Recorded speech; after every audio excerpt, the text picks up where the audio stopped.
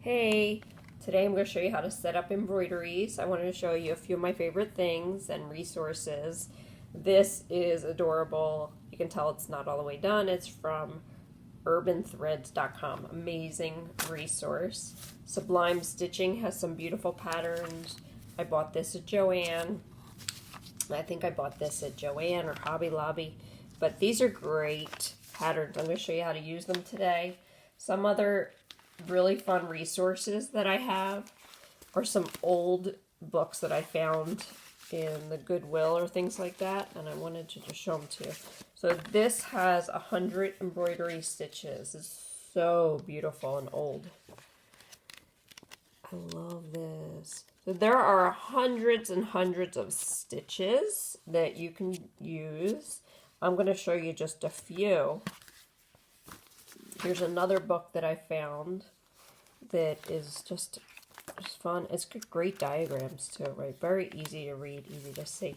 And then I found this, I don't know, maybe it was the Goodwill or the Salvation Army, but these embroidery transfers, I found them just like this in an envelope. Oh, such a treasure. Right, so these are very old pieces. And these are great because you just flip it upside down, and with heat from your iron, they will go right onto your fabric easily. Alright, so let's go over supplies that you'll need to start with. And you'll need a design. So you can use one of these designs, but you can also just draw with a pencil. You can use a Frixion pen and trace your designs, like if you have one that's on paper. These are also iron-on, I think. Yes, these are iron-on. So you should have no problem. This one actually comes as a printed piece of fabric, so there's really nothing to do. The pattern is already printed on there. And a lot of times I like to use coloring books. Or a coloring page. If you go online, you can look for a coloring page and print it out. So this is also some iron-on templates. So to start with, you need your design, you need your fabric. You can work with muslin, which is my absolute favorite, which is this very basic fabric. It's anywhere from $1 to $3 a yard usually. It comes in shorter widths, like 30 inches. You can also go for it and just work on some bolder fabrics, right? It'll show up as a texture. You can work on something more quiet like this. Or you can also work on gray and even black fabric, right? So on the black fabric, some neons would really pop and be a lot of fun. To get it all set up, this is a beautiful pattern from Sublime Stitching, and it's going to become a quilt. Yeah, and that's from the Lotteria pattern. You can work on black fabric. This is one of my favorite things I've ever done, probably. This was a covered button, and I did the embroidery and then put it on the button. So you can buy these covered buttons, and it comes with a kit. It comes with the back, the front, and a piece that does the smashing. Here I made my embroidery into a zippered bag. Wonderful pattern. I think I have this video up there too. But this is a great way to use it if you have it on muslin or anything.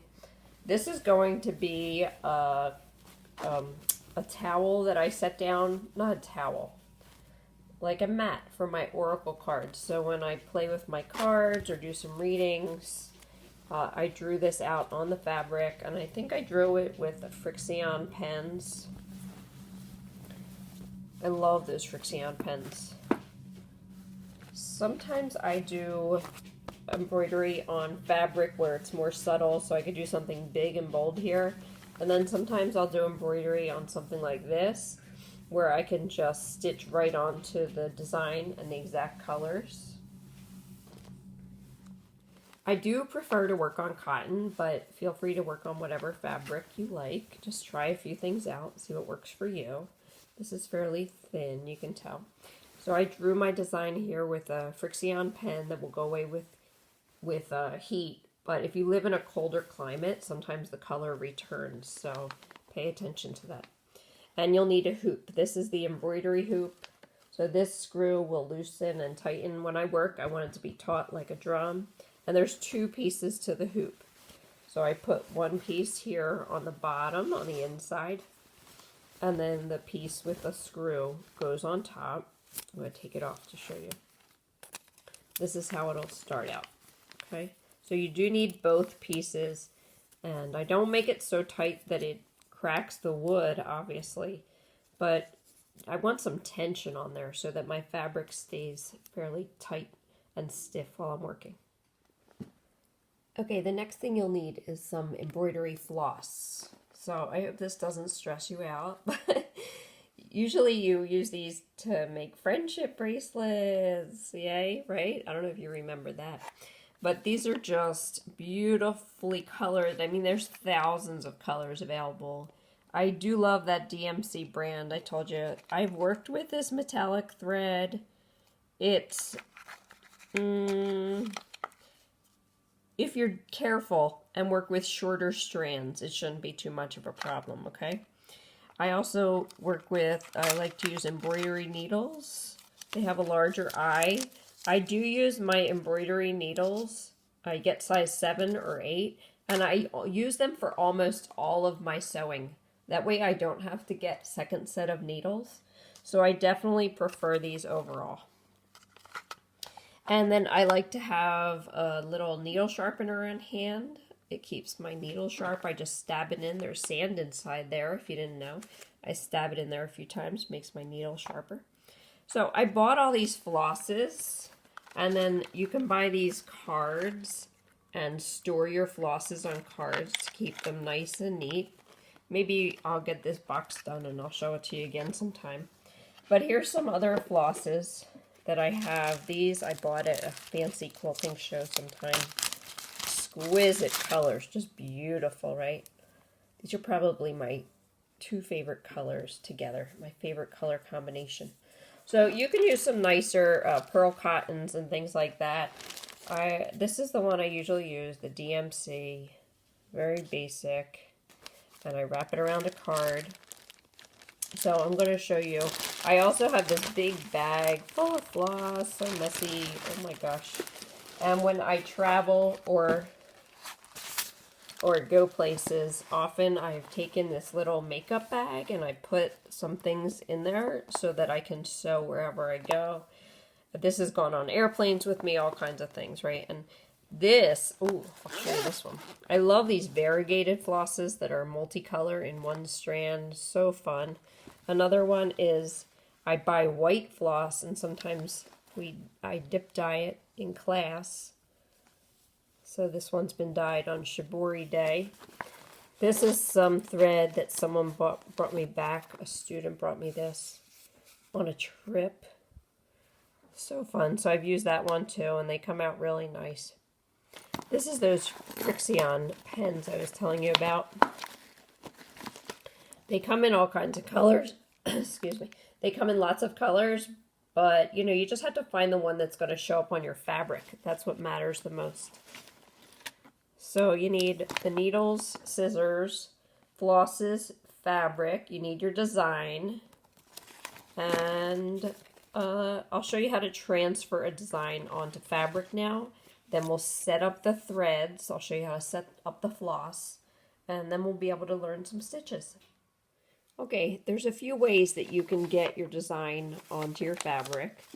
I have this coloring page that I got from Body Mind Soul Studio. And what I would do is put it under my fabric so that I could see through it, or I usually work at a window or a light box if you have one, but a window really suffices. Here I have one set up already. I stapled my paper to the fabric, and then I'm going to use those Frixion pens or a pencil to trace my design. And the Frixion pens are great because I'll show you, they erase with heat, okay? This came already printed. This is not that easy to find, embroidery projects that are pre-printed. There's cross-stitch and embroidery as part of this design, but you could really play around in DIY, right? So here is one of the pre-made iron-on templates. So what I'm going to do is I'm going to feel and check where the ink is and put it ink side down and get my iron pretty warm. It's probably, like, if jeans or cotton is the highest, it's like out of 10, it's probably on an 8. So I'm going to get that lined up and ready. While my iron gets hot, I can just show you, you can use a pencil to draw things, right? It does move a little bit, so sometimes I'll lay my pencil sideways and just kind of drag the lead so that it stays on there. And then here is the Frixion. You can freestyle the design. You don't have to use a pre-made design. That's the great thing about embroidery, is you can do whatever you want. So my iron is pretty hot. And here I'll show you how I erase the old Frixion. Let's see if it's hot enough yet.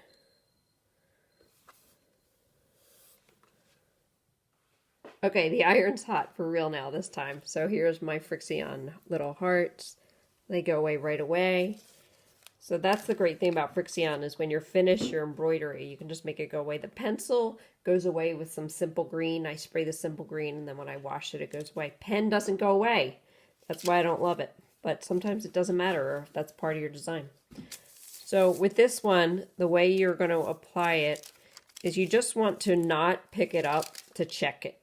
That would probably be the most important part. So when you do go to check it, keep it very still, because if it moves, you'll probably never be able to line it up again. This one, I'm lucky, the whole design fits under the iron, so it's no big deal.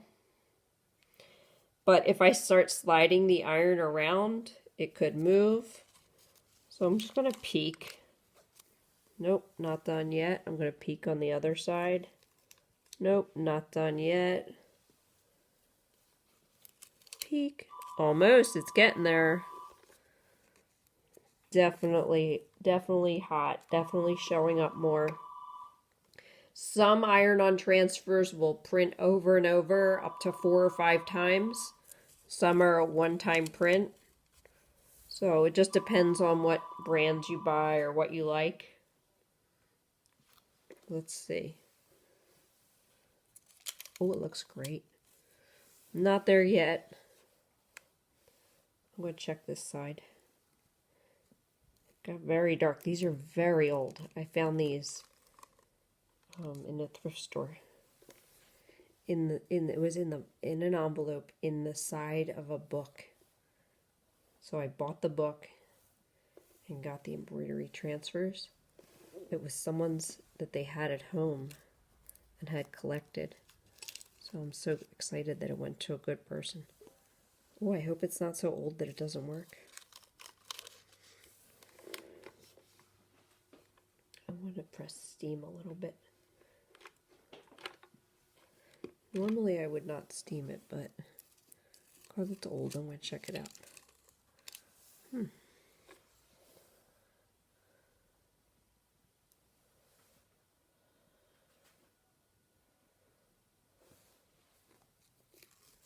Oh, when things go wrong. Oh, it's getting there, getting there. This is taking a long time. I'll show you one of the newer ones too, because they print up really quickly. It's like a 15-second print.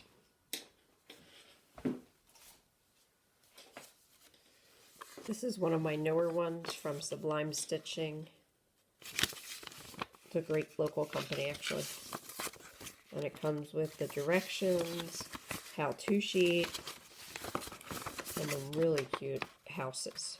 I did another one that was a Lotteria game, and there were all different cards. Okay, here it is, finally. Phew! It didn't print 100%, so I would go back in with a pencil or with my Frixion pen and go over that again. Okay, I'm going to show you a newer one, how much easier it is. So this is one of the Sublime Stitching. I'm going to do it in a different spot. The nice thing about the yellow is that wood has showed up on black fabric too, if you want to use black fabric. Okay, here we go. Let's see, how many seconds do you think this will take? paper says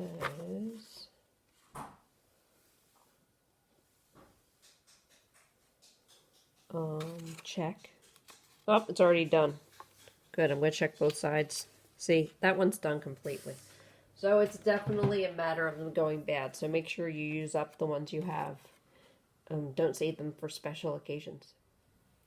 How to set up your embroidery floss. Okay, so I have my needle right here. It does have a larger eye than usual. I use beeswax sometimes. Maybe if my thread is particularly fuzzy or I want some kind of sharper detail. But mostly I don't actually use it. And here I have my embroidery floss. I cut a length off. I cut a length off about the length of my middle of my chest to my hand on one side. Not doubled this time. I'm not going to double it. And what I'm going to do is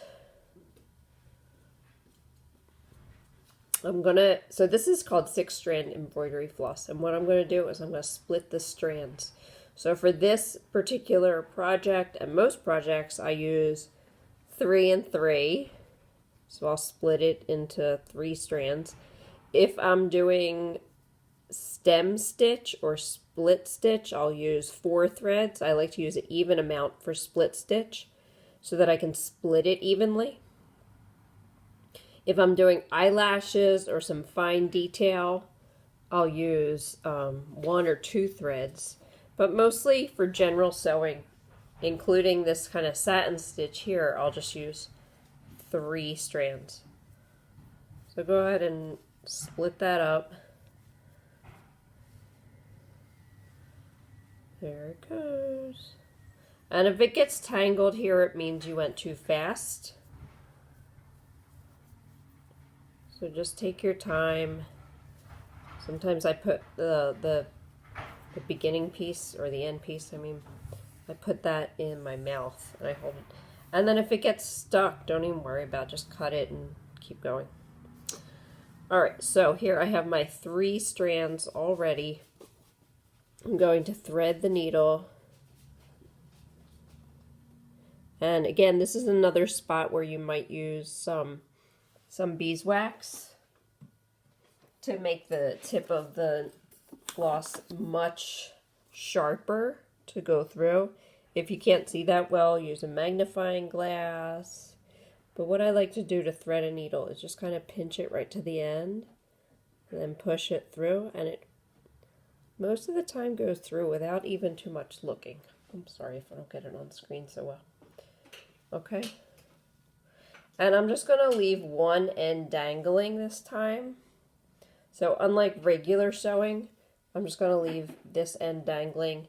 And on the other end, the long, far away end, I am going to tie a knot. So you can just take you can do that special quilter's knot that I showed in the other video. Or you can just tie a knot twice. I found if I don't move my left hand at all when I'm tying a knot, it goes in the exact same place. 2 or 3 times even, right? So I'm just going to make 2, and I don't even squeeze them that hard because I don't want it too small, and I'm going to trim it up real nice and neat so that the back of my embroidery looks decent. Okay, and then I can go ahead and get started. Now as I sew, if I pull on the needle only, that short dangling piece, the needle will just slip right out, right? So I have to make sure to hold on to the eye of the needle as I work. And if I get up to sewing with this, where it's doubled, that means I just have to shimmy it up and get it out of the way. So the whole point of splitting it into less strands, like 3 strands, is so I have a thinner embroidery floss. Now if I get it doubled again, now I'm back to 6, right? So for this, I want to make sure to keep this dangling one out of the way while I sew. And I'm going to start in the back. Here I have most of my little guy done. I'm just going to add some icing on his hands and feet. So I start in the back. And a lot of times my back looks messy. I just haven't worked on that so much. Okay, so back stitch, where you go back to come out in front. And every time I'm kind of pulling the same amount of tension, right? If I pull too hard, the stitches will pull on the fabric and look ugly. And if I don't pull hard enough, it'll be loose and also look ugly. Oh, if it gets caught here or on your clothes or wherever, you just kind of work it out. If you get a knot in the back, I work kind of quickly to get the knots out in the back. If they don't come out, I just move on because it's not going to show. So you have to cut your losses, right? Okay. And then he comes across, and if I wanted to fill this space with some satin stitching, I could just do some side to side, like this one I did, right, all in a row, and also on the mouth. So that's the back stitch all next to each other. Very simple. Okay, here's the setup. Drop the hoop underneath. I'm just going to do the heart right now just to be able to show you a finished product. So I put the hoop on. And if this was really big, I don't usually worry about distorting. I don't know why, but for some reason I can do all different sections of my pieces and move the hoop around all day and night. Leave it in the hoop all the time for months, and it never distorts. I don't know why. All right, so it's all ready. So go ahead and get your threads ready, and I'll show you a little satin stitch.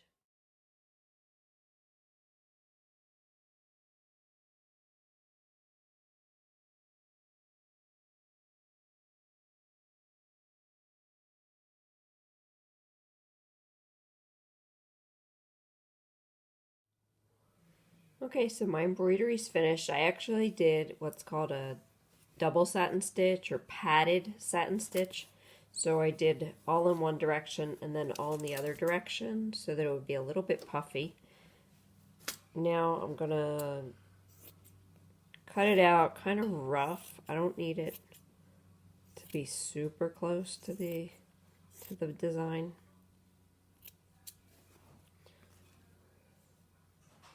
Okay, and if you have a thread that's a little bit short, you can use your needle to make a knot. Wherever you put the tip of the needle is where the knot will go.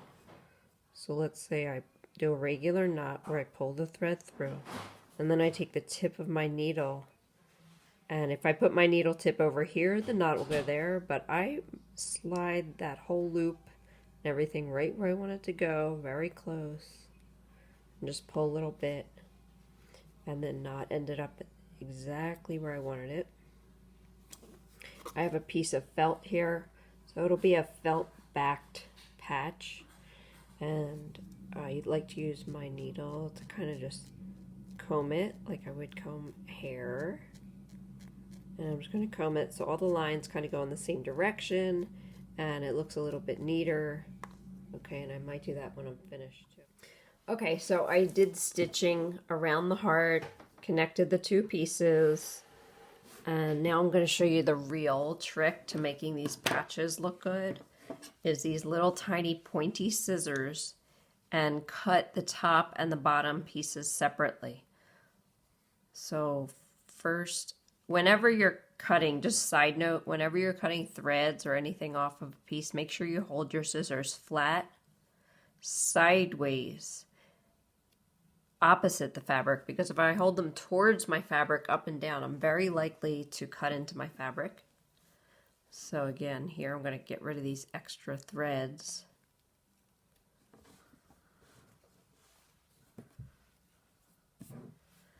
And then move the pieces apart to be able to cut. I've had these scissors for a long time, but they're still really nice and sharp and useful. Take your time, go slow, because this is definitely going to show. The good thing about this is, though, you can fix it So even if you don't get it right the first time, you can fix it up.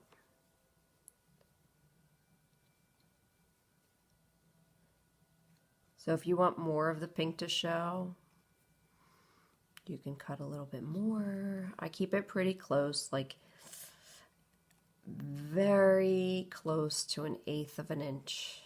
Okay, so you can see all the pink's been trimmed away. And then here, I'm even going to cut a little bit more. And the benefit of using these pointy scissors is to get into these tiny spaces. Whoop. Right there it is. And then I'm going to trim second, I'm going to trim the muslin, the fabric that goes around that goes on the top. And I like to do these two pieces separate because it gets so much more of a finer, detailed look. And also I trim the muslin a tiny bit, like a hair smaller than the felt. And it lets the felt pop. Sometimes the felt shows through. Just a tiny, tiny bit. And it's so adorable.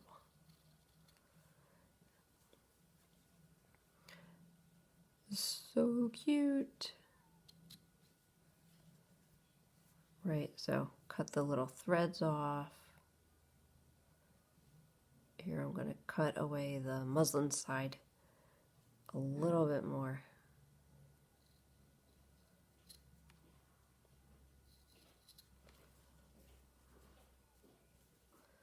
Okay, now I have my little tiny patch, teeny tiny. So you can just go ahead and get a needle and thread and sew this onto something by hand. Or you can get some fusible web. And fusible web is two-sided. It's kind of like double-sided tape. It's two-sided and it's fusible. Woo, fusible web. I found a little tiny piece. Actually, I cut it off of another project. And it usually comes like this. This one, it's a little bit stuck to the paper, but not really. So you can peel it away pretty easily. Paper. This is paper and this is glue. So this will stick and make a big mess on your iron. So try not to use a piece that would be showing like that, because all of that will get stuck to your iron and make a big mess and never come off. Okay, so I'm going to make a small piece, and it's called paper backed fusible web. So I'm just going to, I want some to stick to the back of this guy here, of the little patch that I made. So I have a little bit right there. Make sure my patch is under there. Don't use your fingers, right? I'm just going to use the tip of the iron. It should work pretty quick. Oh, I can see it and feel it working pretty quickly too. Okay, just a little touch down. I'm not even pressing down at all. I can tell it's already working. So now my patch looks like this. I have the patch, the paperback webbing, right? I am going to trim away the excess.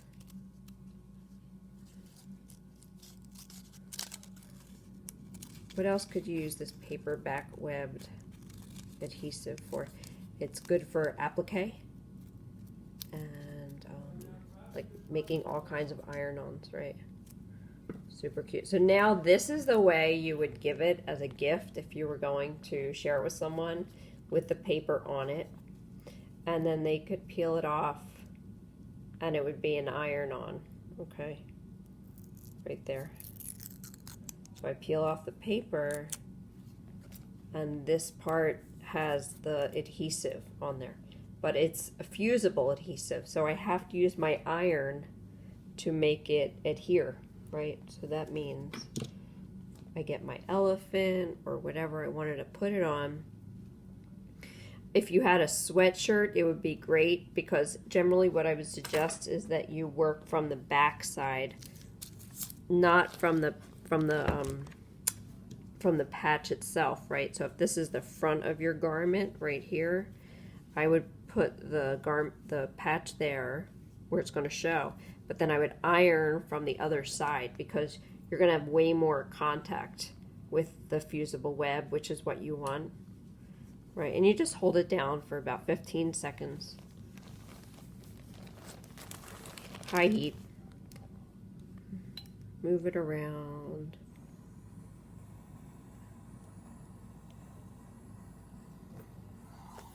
Okay, you do have to wait for these products to cool also. They get pretty hot, but I want it to cool before I test it, right? So I'm going to cool it off. And then I can test the edges to make sure they're all secure. And they are. And in fact, you can go ahead and trim this up a little bit more if you want. But basically, you have a patch there, all done. Thanks for watching.